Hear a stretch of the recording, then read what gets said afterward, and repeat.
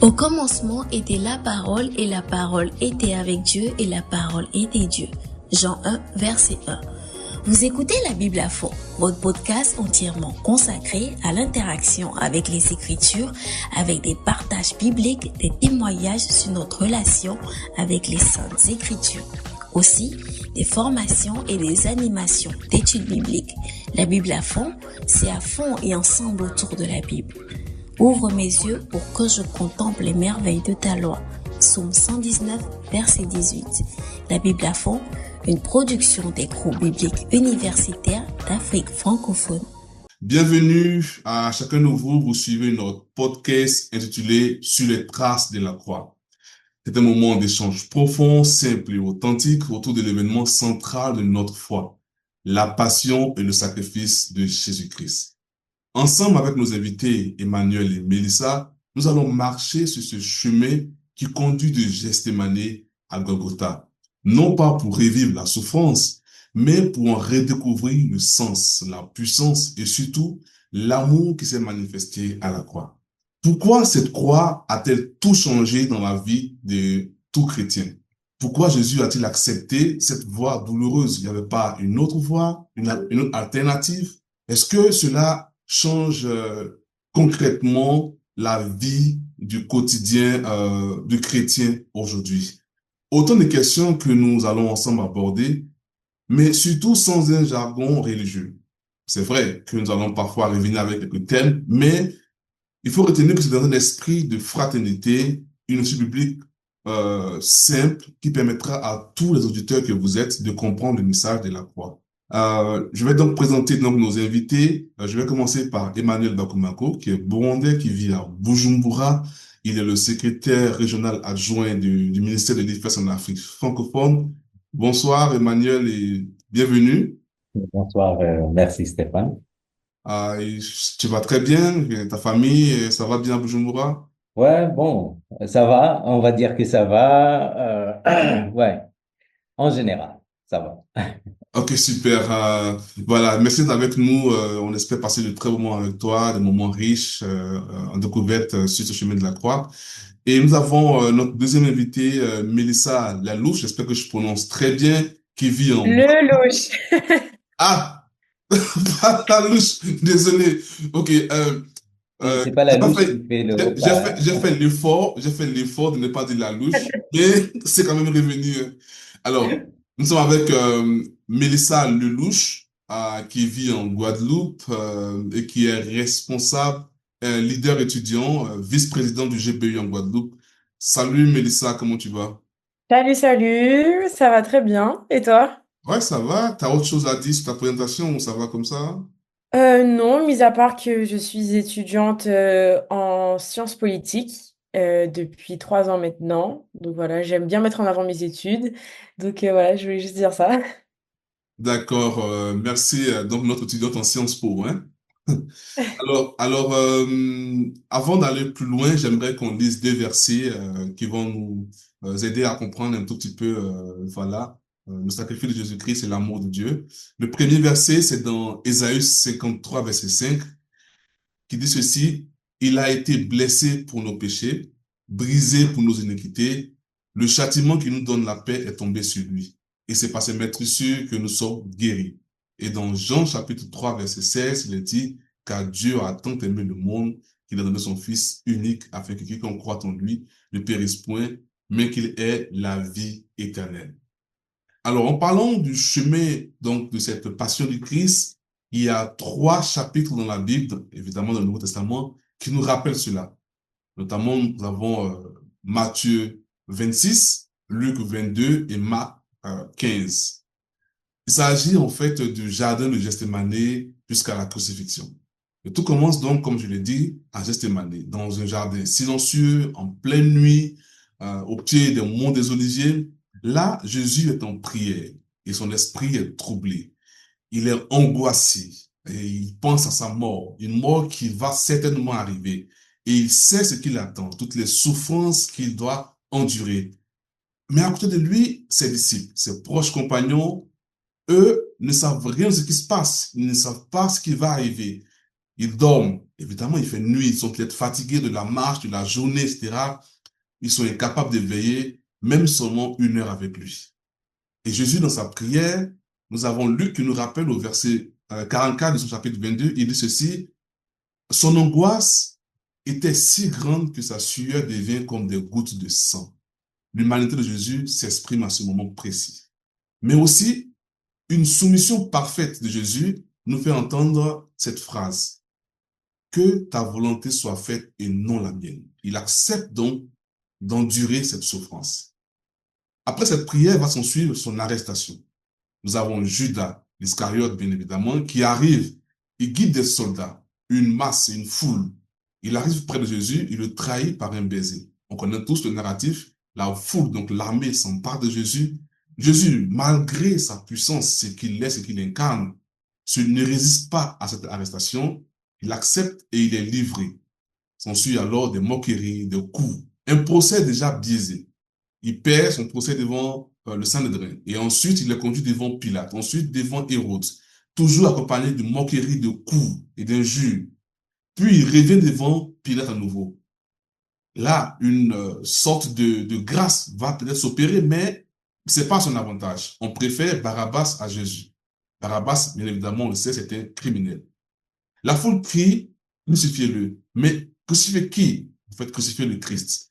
Jésus va subir une flagellation. Une flagellation, si on comprend bien le sens du terme à l'époque de l'Empire romain, c'est donc qu'il va être fouetté, battu, presque laissé pour mort. Il va avoir une couronne d'épines sur la tête. Il va donc prendre une croix. Il va se mettre à marcher jusqu'à Golgotha, toujours sur des moqueries, des coups, des injures. On l'emmène à Golgotha, le lieu du calvaire, le lieu du crâne, le lieu maudit, comme on peut le dire. Là, on va le clouer sur cette croix. Et à ce côté, il y a 2 brigands. On connaît un peu l'histoire. Dans Marc chapitre 15, verset 34, on entend le cri déchirant de Jésus qui dit ceci: mon Dieu, pourquoi m'as-tu abandonné? Une souffrance physique indescriptible, mais surtout une séparation spirituelle que Jésus va endurer sur cette croix. Mais pour qui il endure cette souffrance? C'est pour nous. Mais il va dire encore une autre phrase qui va être très décisive pour ce sacrifice. Tout est accompli. Jésus va donc rendre l'esprit, c'est-à-dire qu'il va mourir. Alors, une scène surprenante va se passer. Le voile du temple se déchire. La terre se met à trembler. Le ciel s'obscurcit et les morts ressuscitent. Et une phrase provenant de l'un de ces bourreaux va être encore plus pertinente. Il va dire ceci: mais assurément, quel est cet homme? Il était sûrement le Fils de Dieu. Alors, je viens juste de donner un petit narratif de cette passion du Christ, mais quand on regarde tout ceci, je ne sais pas qui va commencer, Mélissa ou Emmanuel, que dit ce parcours sur le cœur de Jésus? Qu'est-ce que cela vous évoque de voir Jésus persévérer jusqu'à l'agonie en disant tout est accompli? Je sais pas, qui prend la main en Je vais premier? commencer. Ok, Je vais vas-y, ça. commencer par dire que lorsque on voit tout ce processus, ce parcours de Gethsémani à Golgotha, ça témoigne vraiment d'un attachement du Seigneur Jésus à son Père, premièrement. Lorsqu'il lui dit: pourquoi m'as-tu abandonné? Et on ne peut ressentir l'abandon que de quelqu'un avec qui on est proche. Et c'est cet attachement au Père, mais également cet attachement au monde. Pourquoi? Parce qu'il a accepté de souffrir, il a accepté de vivre en fait cette croix. Et ce qui témoigne en fait ce qui émane du cœur de Jésus à ce moment-là, c'est une telle abnégation, c'est comment dire, un tel amour en fait, il est plus question de lui-même. Il est question de la volonté du Père et il est question du salut de l'humanité. Donc à ce moment-là, il s'efface en fait. Et souvent, on parle beaucoup de cette humanité de Jésus qui ressort à ce moment-là, lorsque les grumeaux de sang sortent de lui. Enfin, c'est tout son caractère humain qui ressort. Mais derrière ça, en fait, on voit ce détachement en fait vis-à-vis de sa propre vie sur terre parce qu'en fait, il avait compris depuis le départ qu'il n'était pas venu pour faire une vie comme nous tous. On naît et puis on meurt vers 80, 90 ans. Non, il est venu pour un mandat, pour une mission spéciale que le Père lui avait confiée. Et voilà, il revient justement à cette base-là. Merci, Emmanuel. Oui, alors, intéressant parcours et je serais peut-être amené à parler de l'arrière-plan de ce que je suis en train de vivre parce que j'ai décidé de repartir vers l'origine même de Pâques D'accord, pour cette période. Donc, d'accord. les 2 dernières semaines avec Exode. Et certains prennent ce parcours comme l'exode de Jésus. Et et si on repart dans l'origine même et qu'on voit Dieu dire à Moïse, j'ai entendu le cri de mon peuple et je suis descendu pour le libérer. Euh, c'est le cœur même de Dieu qui était là, qui est dans Jésus. C'est ce que moi je dirais.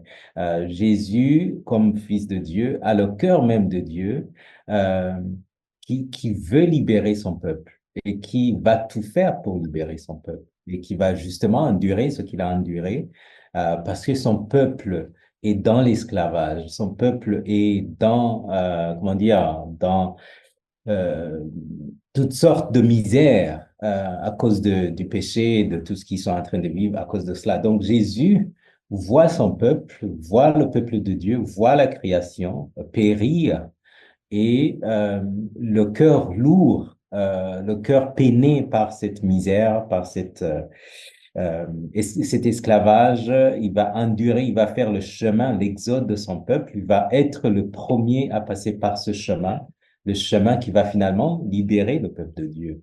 Ce qui était en train de se jouer dans l'ancien temps, lui, il est en train de le vivre et tu as bien dit de dire tout est accompli.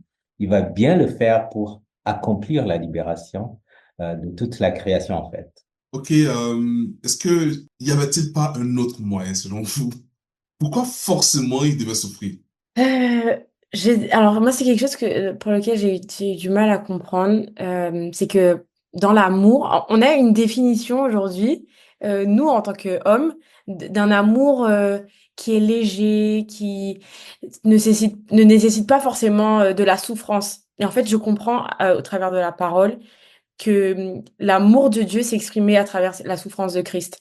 Et non, en fait, comme le dit les Écritures, je ne sais plus exactement où, mais il fallait vraiment que le péché soit condamné dans une chair qui est... Bon, désolée, je suis pas théologienne, hein, mais de ce que j'ai compris, voilà, il fallait que quelqu'un qui n'ait pas péché puisse, en fait, par justice, condamner le péché en lui-même. Bon, je sais pas si c'est bien expliqué. Donc non, c'était le seul moyen. C'était le seul moyen pour libérer définitivement. Et Paul parle souvent du fait que la loi, finalement, en fait, elle n'a pas accompli la justice de Dieu.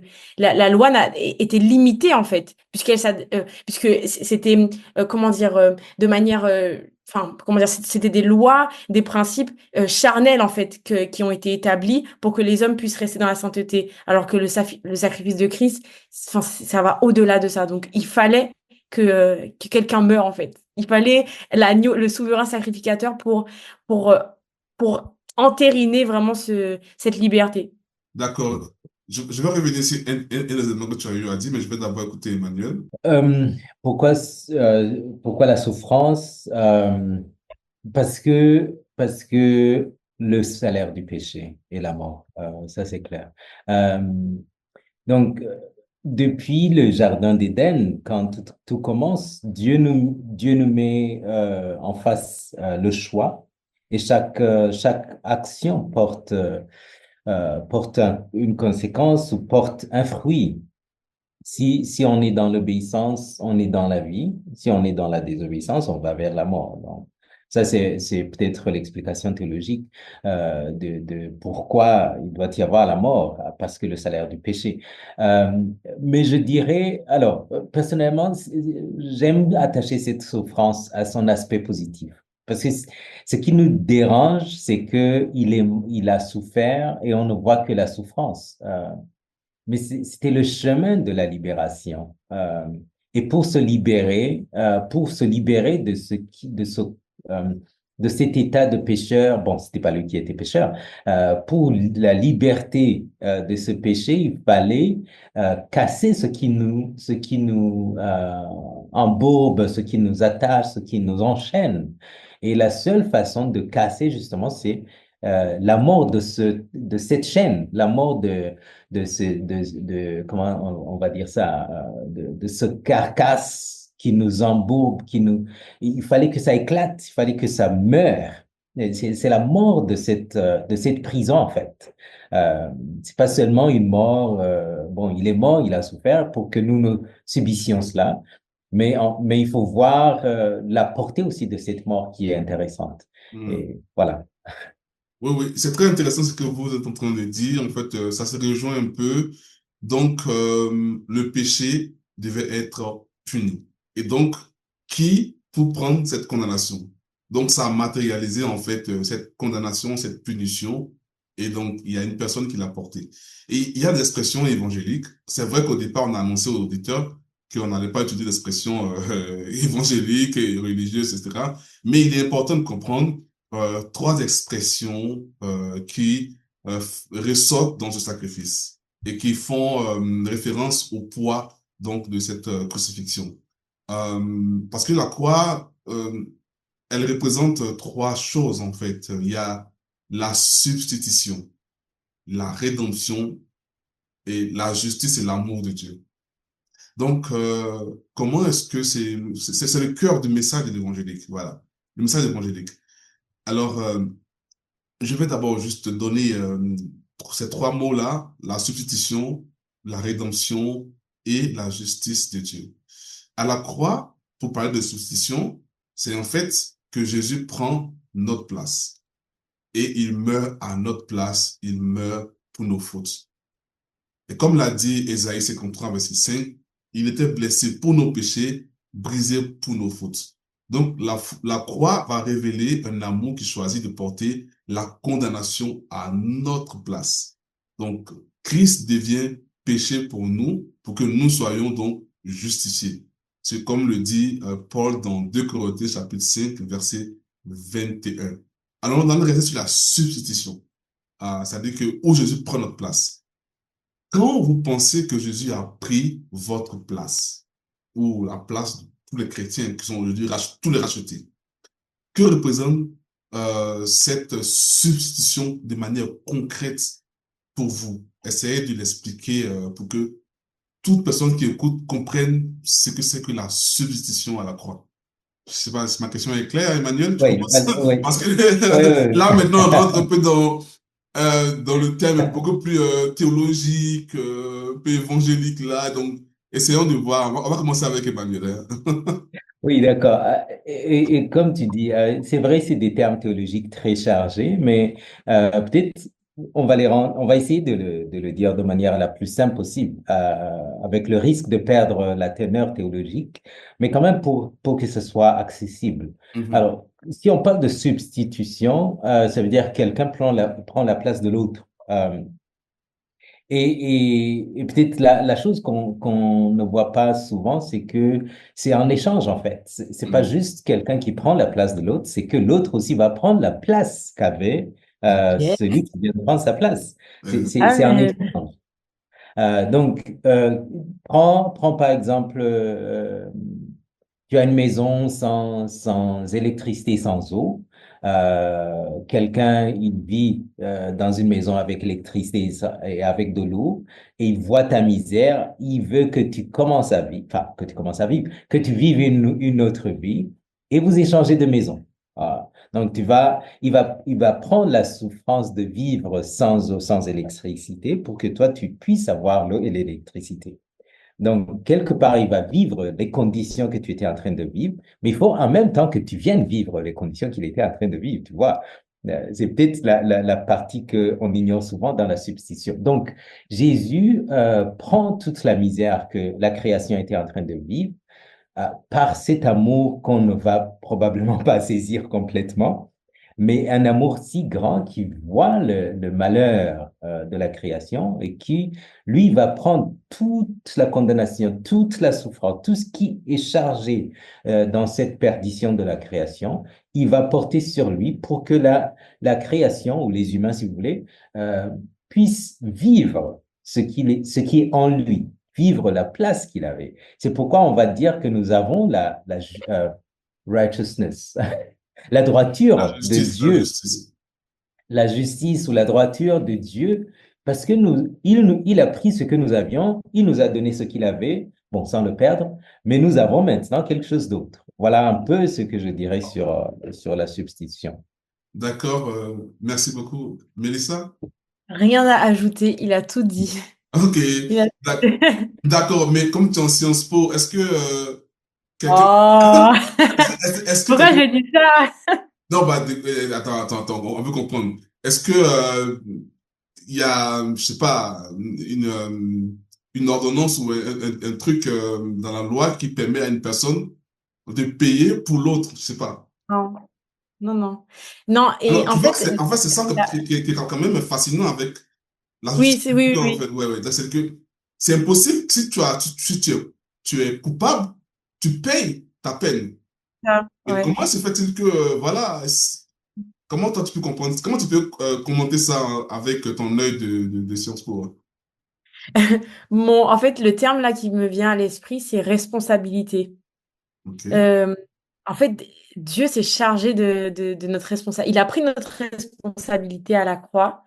Mais ça ne veut pas dire quand même que, voilà, nous pouvons faire... Enfin, comment dire? Euh, il nous a déchargés de notre poids, de nos fardeaux. euh, mais c'est pas quelque chose... Enfin, nous devons aussi nous-mêmes être responsables, en fait, après la croix, lorsque nous avons décidé de l'accepter, de le suivre. Nous, on a nos responsabilités, on a notre part à faire. Mais ce qui me fascine, c'est que toutes les fautes que j'ai pu commettre, ben, il les prend. Il les prend et il n'y a pas de je te fais ça et tu dois me donner ça. Et il n'y a pas d'échange. Non, c'est je prends. Et tu es libre maintenant. Sois libre. Et je n'ai rien à te demander en retour. J'ai pris ta responsabilité à ce moment-là. Maintenant, le reste suit.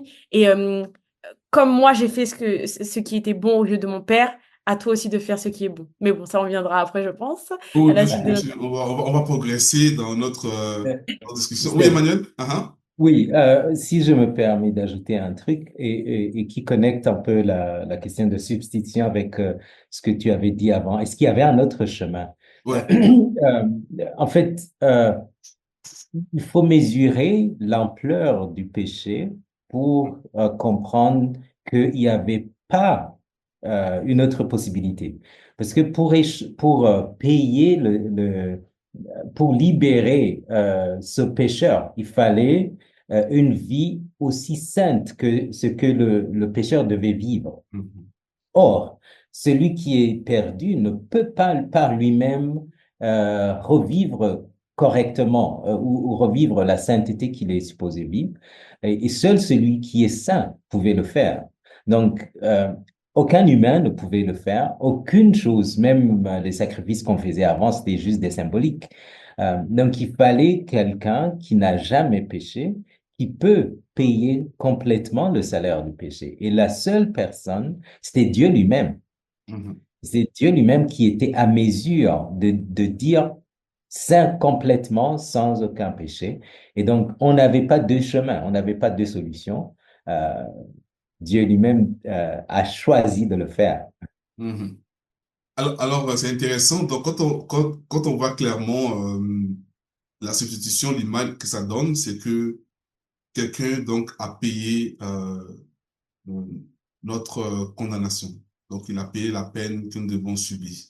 Ce qui veut dire que Mhm. nous sommes désormais libres, n'est-ce pas? Et c'est maintenant qu'on arrive à un autre mot, rédemption. Donc, le mot rédemption fait référence donc à la liberté.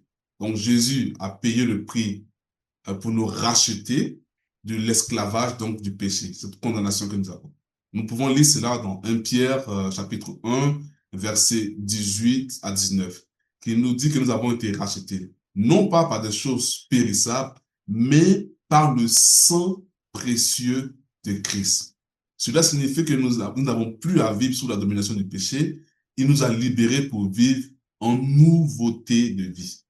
Alors la question est de savoir comment cette Amen. liberté en Christ se manifeste-t-elle dans la vie du chrétien, dans votre vie en tant que disciple de Jésus-Christ. Ok, pardon. En fait, comme tu l'as dit, hein, pour reprendre ce terme-là, nouveauté de vie, comment cette liberté se matérialise dans ma vie, c'est parce que j'ai une vie nouvelle. Tout ce qui fait partie de moi, tout ce que je pratique, tout ce que je fais, tout ce que je pense est nouveau. Et je vais prendre en fait mon exemple en fait. Avant de connaître le Seigneur, je vivais une vie très mondaine. Je suis pas née dans un foyer chrétien. Donc pour moi déjà les questions de sainteté, de péché, c'était complètement obscur pour moi vraiment. Je, pour moi le fait de pratiquer certaines choses, j'avais aucune culpabilité à le faire parce que j'ai jamais été enseignée à considérer cela comme quelque chose de mal. Et donc aujourd'hui en fait, avant, il y avait certaines pratiques que je faisais et au-dedans de moi, je sentais qu'en fait, j'étais comme esclave de cela. J'étais attirée, je ne pouvais pas dire non, en fait. Et c'est ce joug-là, j'avais beaucoup de joug sur mes épaules. Et depuis que j'ai connu le Seigneur, ça a été un combat, hein. Je dis pas que comme par étincelle, là, le Seigneur m'a libérée. Peut-être gloire à Dieu, hein, si à quelqu'un ça s'est passé comme ça. Pour moi, non. J'ai dû user de persévérance, de foi, mais le Seigneur m'a libérée.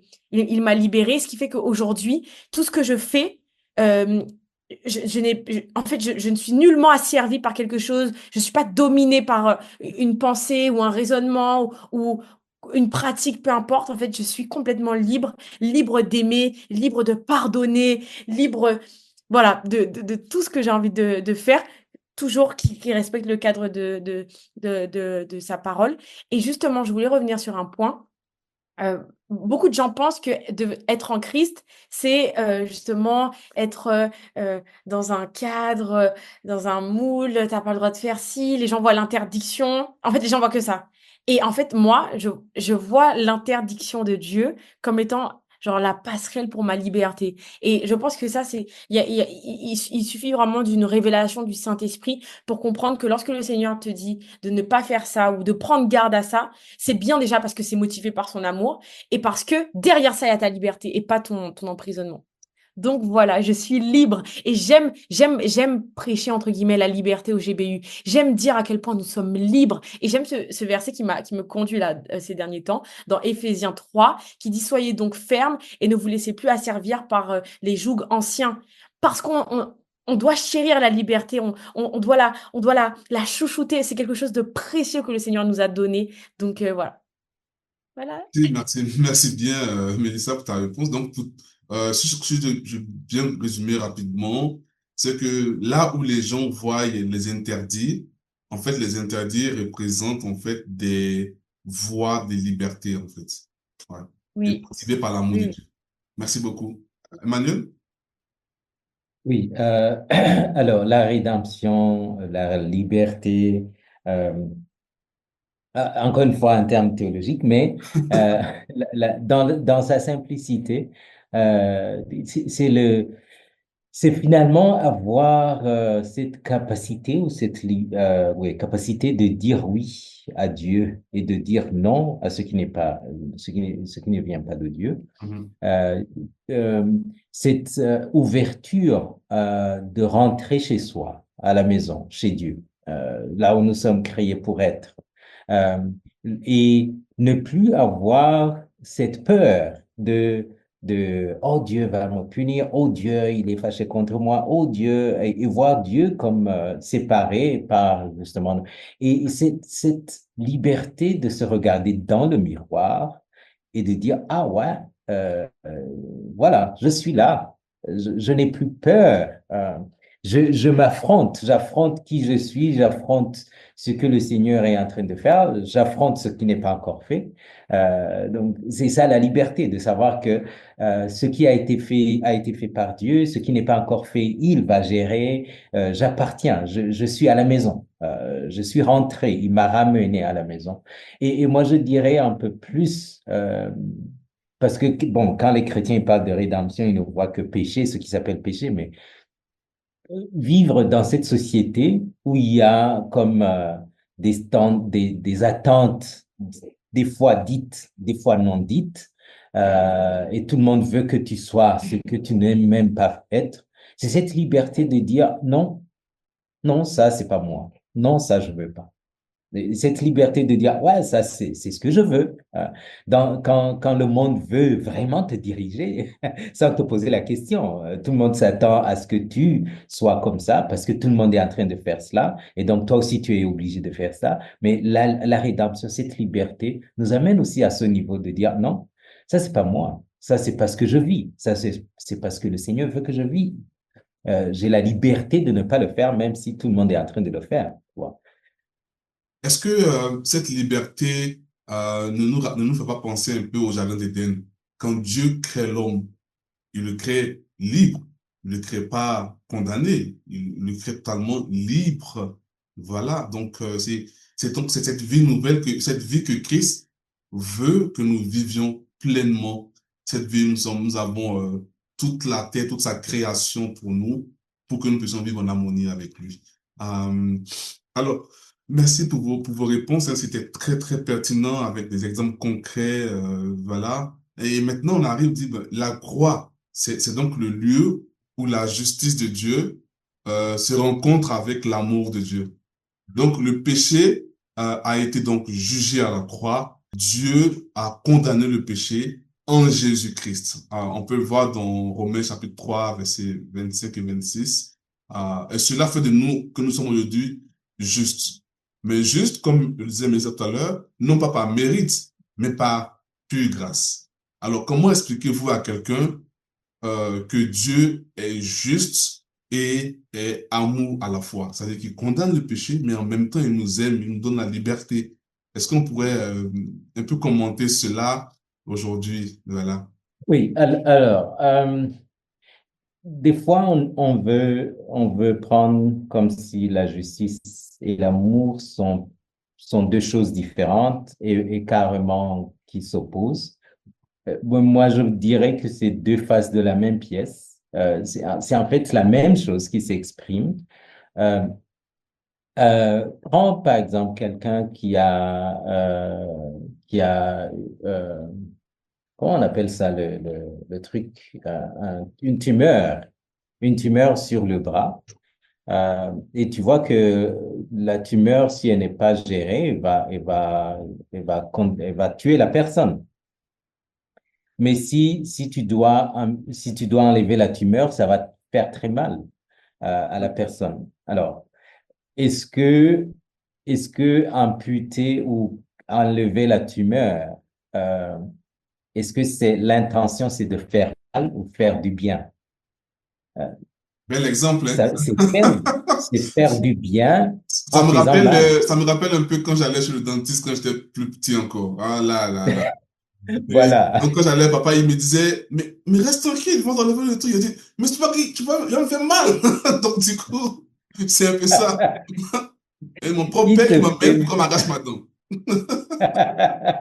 Pour te faire du bien, il doit arracher la dent et ça Bien va sûr, te bien faire sûr. très mal. Mhm. Donc, c'est un peu ça, la justice et l'amour qui sont ensemble, faisant la même chose. Parce que tellement Dieu nous aime que il ne veut pas que nous soyons sous le joug du péché. Donc, il doit condamner le péché, il doit juger le péché, mais c'est en fait pour nous libérer. C'est pour nous amener dans la vie de liberté. Donc, il faut enlever euh, ce qui nous enchaîne, ce qui nous empêche de vivre dans la paix, dans la liberté, dans l'amour, dans la joie, dans la plénitude, si je dois dire. Euh, et l'acte qui enlève cette chaîne, c'est ça la justice, c'est ça le jugement du péché. C'est pour amputer ce truc qui nous fait mal afin que nous puissions vivre pleinement dans la liberté pour ce que nous avons été créés. Donc, les deux sont en train de faire la même chose. Les effets que nous ressentons, que nous devrions ressentir ne sont pas les mêmes, mais les deux sont ensemble pour faire la même chose, je dirais. Merci, merci vraiment, Emmanuel. Les exemples étaient très concrets quand nous voyons cette justice de Dieu qui en même temps son amour manifesté pour nous à la croix, on ne peut pas rester indifférent. Donc forcément, lorsqu'on réalise toute la portée de la croix, il y a forcément une réponse qu'on doit donner. Et là, il y a trois étapes. Quand on voit le cheminement du chrétien, il y a la repentance. Ensuite, il y a la foi. Ensuite, il y a l'engagement. Donc, on ne peut pas contempler la croix sans être interpellé. Parce que le sacrifice de Jésus-Christ appelle à une réponse. Mais une réponse du cœur.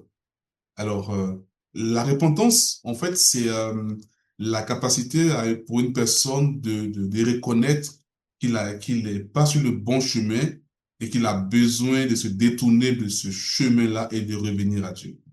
Actes chapitre 3, verset 19 nous dit ceci: changer l'attitude et revenir à Dieu pour que nos péchés soient effacés. La croix, donc, nous révèle la gravité du péché, mais aussi la grâce qui nous accueille lorsque nous allons reconnaître que nous sommes sur le mauvais chemin. Mais aujourd'hui, pourquoi est-ce que les gens ou beaucoup de personnes ont une difficulté à admettre le besoin de repentance? Du coup, je vais reprendre en fait mon histoire. Vas-y. Moi, lorsqu'on m'a parlé, trois personnes sont passées, enfin, le Seigneur est passé par trois personnes différentes, de religions différentes. Ça commence avec une évangélique, un adventiste et une témoin de Jéhovah.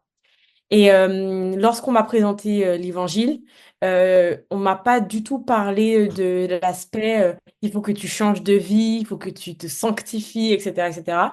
Et moi, dans ma démarche, et je pense que c'est la chose la plus efficace, c'est la conviction du Saint-Esprit. Lorsque j'ai rencontré le Seigneur et que j'ai commencé à lire les évangiles, Matthieu, Marc, Luc, Jean, j'ai rencontré un Jésus qui aime, j'ai rencontré un Jésus qui guérit, qui ne juge pas. Et je me suis pas du tout sentie jugée, en fait, au début. Pour moi, en fait, je continuais à pratiquer un peu ma vie, etc. Mais c'est au fur et à mesure, dans ma lecture des Écritures, dans mes temps de prière, où, en fait, le Saint-Esprit lui-même a mis le doigt sur certaines choses. C'est cette conviction de péché, de justice et de jugement. Et je pense que c'est la plus efficace, j'ai envie de dire, pour nous amener à la repentance. Parce qu'on aura beau entendre des discours, il faut que tu changes de vie, il faut que tu arrêtes ceci, tu arrêtes cela. Mais si c'est pas le Saint-Esprit lui-même, Dieu lui-même, qui en toi te montre que ce n'est pas bon pour toi, pour moi, ça ne sera jamais une véritable repentance avec le cœur et cette volonté vraiment de changer de chemin, en fait. Parce que c'est pas, la repentance, c'est pas juste demander pardon au Seigneur. C'est, OK, je demande pardon, mais c'est parce que je décide de recalibrer, en fait, de me détourner de mes anciennes voies. Donc, c'est difficile d'admettre. Pourquoi? Parce qu'on est très orgueilleux, nous, les hommes. Et pour nous, ce qu'on pratique n'a rien de mauvais ou, enfin, voilà, quoi. Mais ça passe par la case Saint-Esprit pour moi. C'est notre ami, c'est lui qui Ça nous dit que, permet de prendre la pluie. mais en fait, je crois que ce que tu essaies de dire, si je comprends bien, c'est que tant que on ne réalise pas qu'on a besoin du pardon, on va pas accepter de demander pardon à Jésus, à Dieu, en C'est fait. ça. C'est ça. Il faut que nous-mêmes on réalise qu'on a besoin de pardon. Mais le problème, la question, elle reste toujours posée, hein. Pourquoi c'est si difficile pour les gens de, de comprendre qu'ils ont besoin de pardon? Bon, là, maintenant, avec Emmanuel, c'est sûr que ça va être très profond, hein. Parce que là, Emmanuel essaie de nous emmener, c'est pas deep, deep, deep, hein. Si on Non, va très je profond, le dis on juste va. comme ça. Allez, allez, allez, c'est à toi maintenant. Euh, Mais ça revient à toi, hein, oui. juste après. Alors, je vais situer ma réponse avec un verset. D'accord. Quelque chose que Jésus dit lui-même. Le temps est accompli, le royaume de Dieu est proche, repentez-vous et croyez à la bonne nouvelle. Quand on regarde cette phrase ou cette combinaison de phrases, il y a probablement la réponse à la question. Pourquoi on résiste à un message de repentance? C'est parce que d'abord on est en dehors du royaume. Et quand on est en dehors du royaume, on a une certaine vie en dehors du royaume. Et quelqu'un qui veut amener un autre royaume qu'on ne connaît pas encore, on se dit, bon, pourquoi? Où est-ce que ça nous amène? J'ai de l'expérience déjà, je connais ce dont je suis en train de vivre, je connais plus ou moins ma vie, je sais quoi faire plus ou moins, mais l'évangile vient avec un truc d'un royaume qu'on ne connaît pas. On ne sait pas. Ça nous amène où? On n'a jamais fait cette expérience. Et l'inconnu est toujours compliqué. C'est pas facile de se lancer dans l'inconnu. Et on ne maîtrise pas là où on va parce qu'on n'est pas dedans. Même si je t'expliquais dans le royaume de Dieu, c'est comme ça. Mais bon, tu n'as pas vécu là-bas. Donc, c'est pas évident d'embrasser Si, cela. si. C'est compliqué, c'est l'inconnu. Ça, c'est la première chose. La deuxième chose, la repentance veut dire que je suis d'accord que je suis en train de vivre, d'aller dans une direction qui n'est pas appropriée. Mhm. Dans un monde ou dans une culture de honneur et, comment on appelle ça, de Et honte, fierté. OK. fierté, honte et tout ça, non, non, je ne veux pas être celui qui a fait mal. Je ne veux pas être celui qui a perdu sa voix. Je ne veux pas être celui qui est étiqueté comme, oh, toi tu étais le foutard, toi tu es celui qui était mauvais. Donc, personne ne veut être avec cette étiquette de mauvais, pécheur et tout ça. On résiste. On dit non. Et même quand on se reconnaît pécheur, on va dire quand même, je suis pas le seul. Ça, c'est des Mhm. mécanismes de défense. On ne veut pas être, alors que la repentance commence par, oh, je suis perdu. J'accepte que je suis perdu. Je vais prendre une nouvelle voie. Mais est-ce que je vais d'abord accepter que je suis perdu? Maintenant, la dernière chose que je dirais, pourquoi pour certains, la repentance est difficile, c'est parce que on a vécu dans un monde où quand tu as fait mal, on te punit. Et ça fait mal et c'est un problème. Donc, au lieu de voir dans la repentance l'enlèvement, l'enlèvement de la punition, on a peur. On a peur, ah, si j'accepte, qu'est-ce qui va se passer? On a en tête que chaque fois qu'on est allé à l'école, qu'on a mal fait, on nous a tapé. Euh, chaque fois enfin, pour ceux qui tapent, les parents nous ont tapé pour les gaffes. Euh, et maintenant, tu me dis de dire que j'ai fait des gaffes. Non, Dieu va me taper. C'est Et c'est ça. c'est l'ignorance de ce qui vient dans la repentance, que ce n'est pas la punition, mais plutôt la liberté, qui Mhm. fait que les gens hésitent à aller vers la repentance. Mhm. En tout cas, merci Emmanuel. Tes réponses étaient très, très concrètes avec des exemples. Après la repentance, mais il faut ce pas d'accepter. Donc, c'est une question de foi. Il faut, et là, Emmanuel a parlé d'inconnu. Parce qu'on on ne connaît pas le royaume de Dieu en tant qu'homo. C'est nouveau pour nous, ce thème-là, surtout quand on n'a pas le contexte chrétien. On parle du royaume de Dieu, repentance, ça. Alors, il faut avoir donc la foi, qui est cette confiance simple en ce que Jésus a accompli. Croire que ce n'est pas par nos efforts, mais par sa mort et sa résurrection que nous sommes sauvés. Éphésiens chapitre 2, verset 8 à 9 le dit clairement. C'est par la grâce que nous sommes sauvés, par le moyen de la foi, et ce n'est pas le résultat de vos efforts. Alors la question, c'est de dire, qu'est-ce qui a personnellement aidé chacun de nous à faire confiance à Jésus pour notre salut? Bon, moi, enfin, pour moi, ça n'a pas été un truc d'une journée. C'est tout un processus. Et je pense que je suis passé par plusieurs types de foi. La foi que je dirais de Blaise Pascal, une foi pragmatique. Euh, Si je sais que je suis perdu et que je ne peux pas trouver le chemin, si quelqu'un me dit qu'il connaît le chemin, pourquoi je croirais pas en lui? Euh, c'est aussi simple que ça. Je suis perdu, je le réalise et je sais que je ne peux pas trouver le chemin. Et il y a quelqu'un qui me dit qu'il a le chemin. Bon, je vais lui faire confiance. Mais ce n'est pas toute la foi, ça.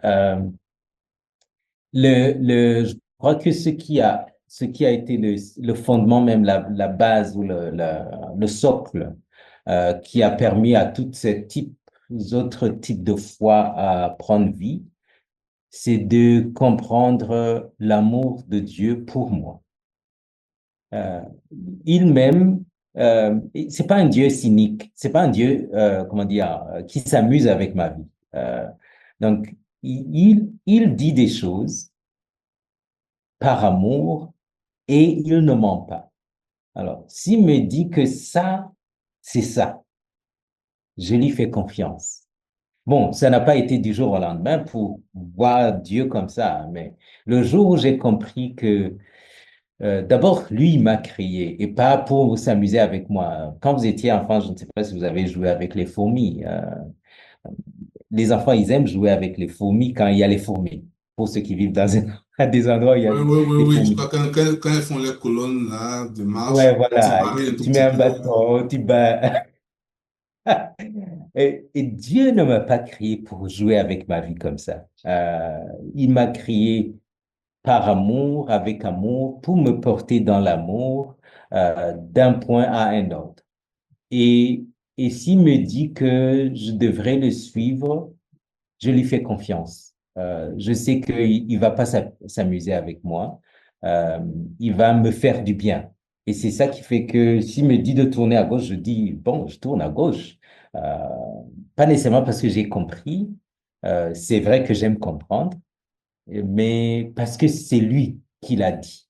Mhm. Et enfin, j'allais dire le gars là, mais c'est pour parler de Dieu. Dieu est vraiment quelqu'un en qui moi je peux faire confiance 100%.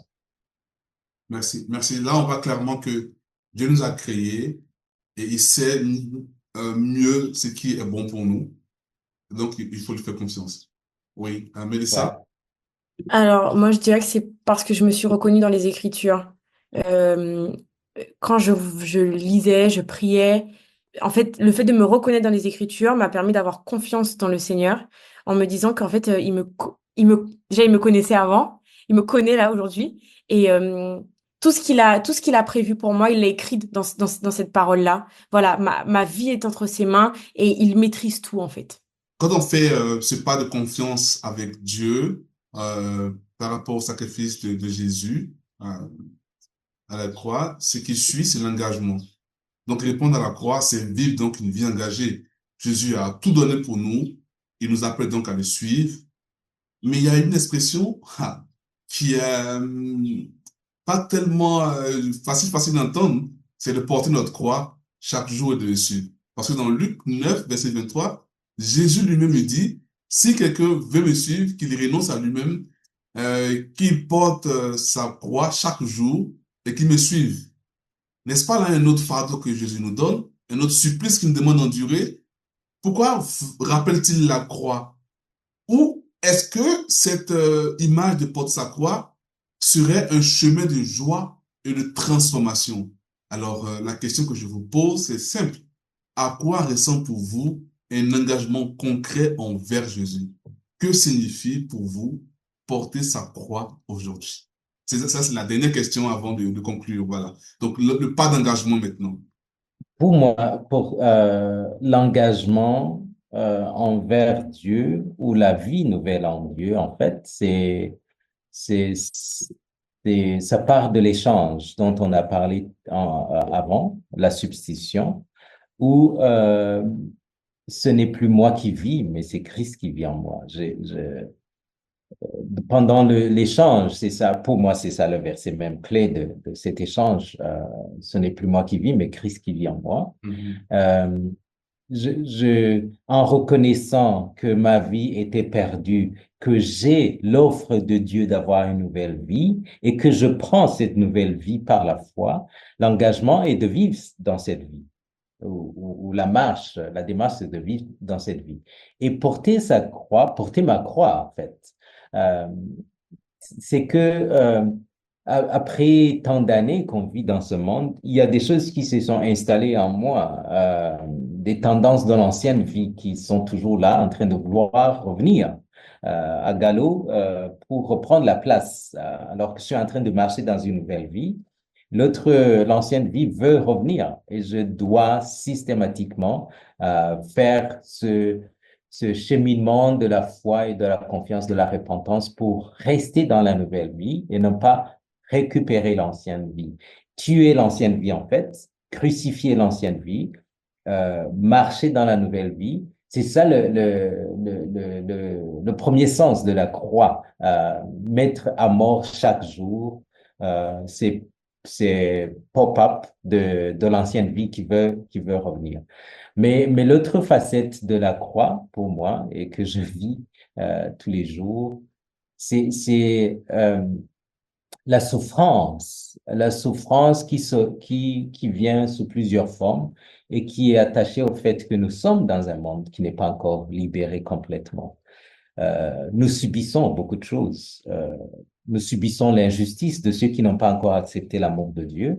Nous subissons le mal de ceux qui n'ont pas encore accepté la foi et marché en Jésus. Nous subissons beaucoup de choses. Nous souffrons terriblement à cause de ce monde qui n'est pas encore complètement libéré. Et ça, c'est porter la croix. On va pas s'en aller. On n'est pas en train de quitter ce monde. On doit le vivre avec toutes les pressions, les souffrances qui viennent avec. Et même nous-mêmes, mon corps n'est pas encore complètement libéré. Donc, je tombe malade, j'ai faim, je dois courir pour trouver quoi manger. Tout ça vient avec la nouvelle vie, mais qui n'est pas encore dans son état glorieux, qui n'est pas encore dans la plénitude de Dieu.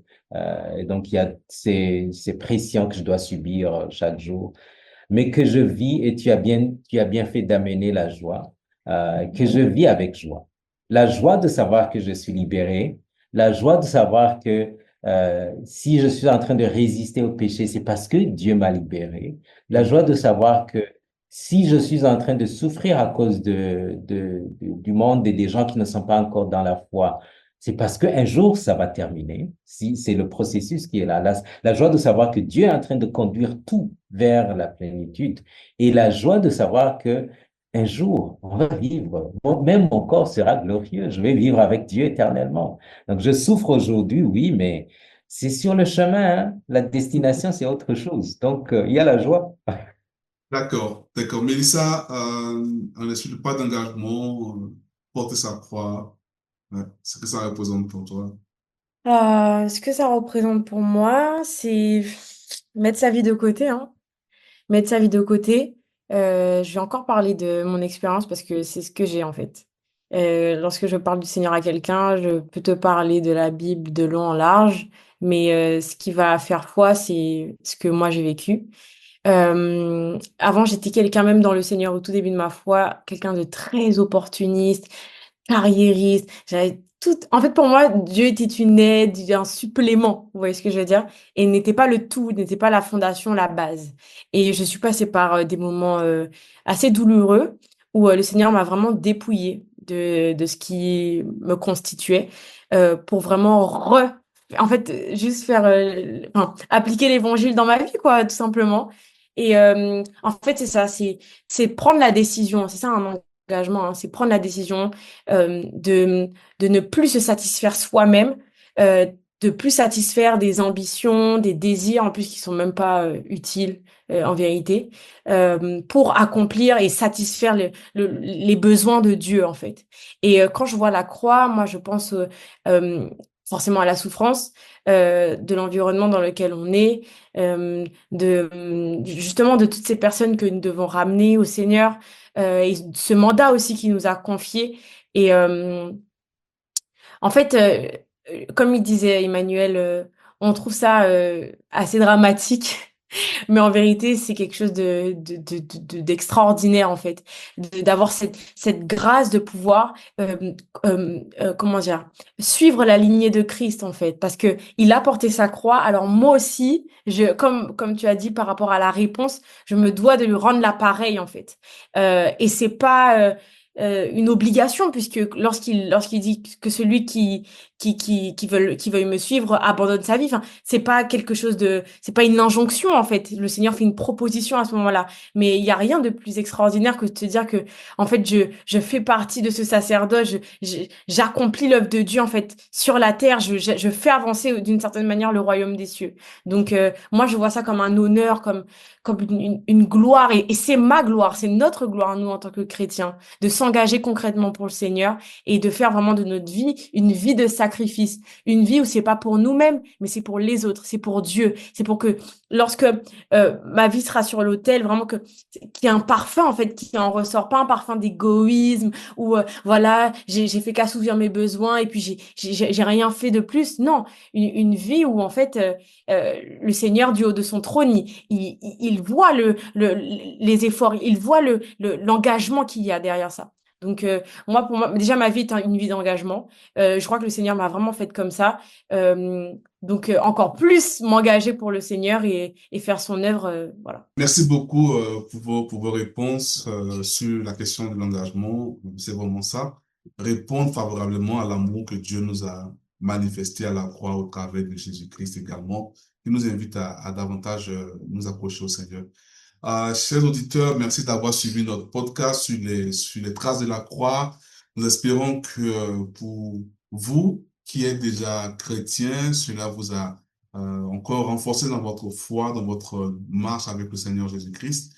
Mais pour ceux qui veulent expérimenter davantage cette expérience avec le Seigneur, nous vous prions donc de nous écrire à gbuf@ifestwords.org dans les commentaires de notre podcast ici. Voilà. Si vous voulez faire la rencontre avec Jésus-Christ, nous ferons le plaisir de vous accompagner et nous serons donc heureux de vous accueillir dans un de nos groupes GBU, mais aussi nous encourageons aussi à vous engager dans une église locale. Merci Emmanuel. Un dernier commentaire, peut-être pour dire merci à nos auditeurs qui nous ont suivis tout au long de notre voyage sur le chemin de la croix. Hein, voilà, depuis Bujumbura. Ton micro est fermé. Oh, merci Stéphane et merci à tous ceux qui nous ont, merci à Mélissa aussi, et à tous ceux qui étaient avec nous dans ce podcast. Et nous avons été libérés. Il n'y a plus raison de vivre dans l'esclavage et dans la misère. Bienvenue dans la vie. Amen. Merci beaucoup. Mélissa, un dernier mot? Je vous souhaite vraiment de rencontrer le Christ, pas à travers ce qu'on entend ou à travers la vie des autres, mais à travers une véritable expérience, parce que c'est ce qui change une vie, c'est ce qui donne un nouvel espoir et voilà, vraiment, c'est ce que j'ai pu vivre moi, alors je vous souhaite de vivre la même chose. Merci beaucoup d'avoir suivi notre podcast. À très bientôt. Au revoir. La Bible à fond, une production des groupes bibliques universitaires d'Afrique francophone.